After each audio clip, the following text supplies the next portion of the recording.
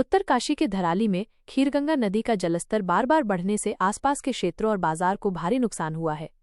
मंगलवार को बादल फटने के बाद मलबा और पानी इतनी तेजी से धराली बाजार तक पहुंचा कि किसी को संभलने का मौका तक नहीं मिला। ये पहली बार नहीं है कि खीरगंगा में जलस्तर बढ़ने से इस तरह का नुकसान हुआ हो, लेकिन इसके बावजूद स्थानीय लोग और प्रशासन सुरक्षा के पुख्ता इंतजाम नहीं कर पाए। अतीत में भी हुआ है भारी नुकसान।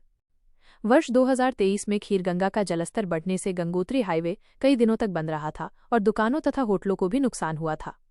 उसके बाद कुछ सुरक्षात्मक कार्य किए गए, लेकिन नदी का स्पैन कम होने के कारण वे विनाशकारी आपदा को रोक नहीं पाए। इससे पहले 2017-18 में भी खीरगंगा के जलस्तर ने होटलों, दुकानों और कई घरों में मलबा भर दिया था, जिससे लोगों को उबरने में लगभग 1 साल लग गया था।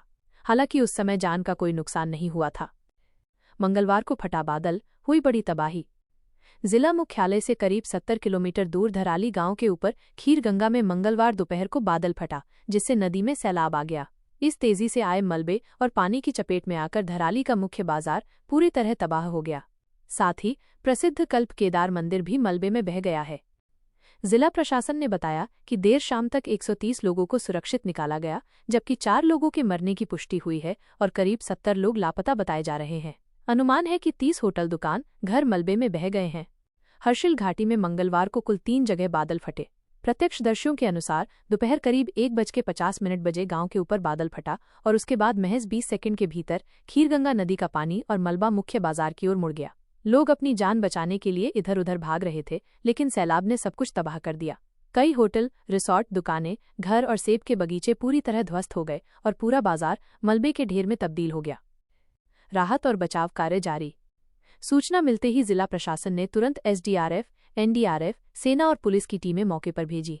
बचाव दल ने तुरंत राहत और बचाव कार्य शुरू किया और कई लोगों को सुरक्षित बाहर निकाला। प्रदेश सरकार ने केंद्र और वायुसेना से रेस्क्यू अभियान के लिए 2 MI और 1 चिनूक हेलीकॉप्टर मांगे हैं। हालांकि लगातार बारिश के कारण हेलीकॉप्टरों की उड़ान में बाधा आ रही है।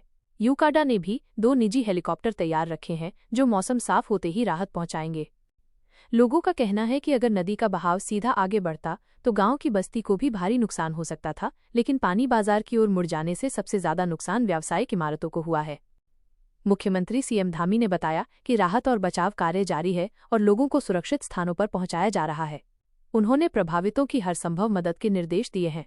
प्रशासन ने हर्षिल में राहत शिविर भी स्थापित किए हैं। डीएम प्रशांत आर्य और एसपी सरिता डोवाल मौके के लिए रवाना हो गए हैं। आज भी जारी रहेगी बारिश। मौसम विज्ञान केंद्र ने बुधवार को भी बारिश जारी रहने की संभावना जताई है। उत्तरकाशी, रुद्रप्रयाग, चमोली, बागेश्वर, पिथौरागढ़ और ऊधमसिंह नगर जिलों के कुछ इलाकों में भारी से भारी बारिश का ऑरेंज अलर्ट जारी किया गया है, जबकि देहरादून, नैनीताल, चंपावत और पौड़ी जिलों के कुछ हिस्सों में भारी बारिश का येलो अलर्ट जारी किया गया है।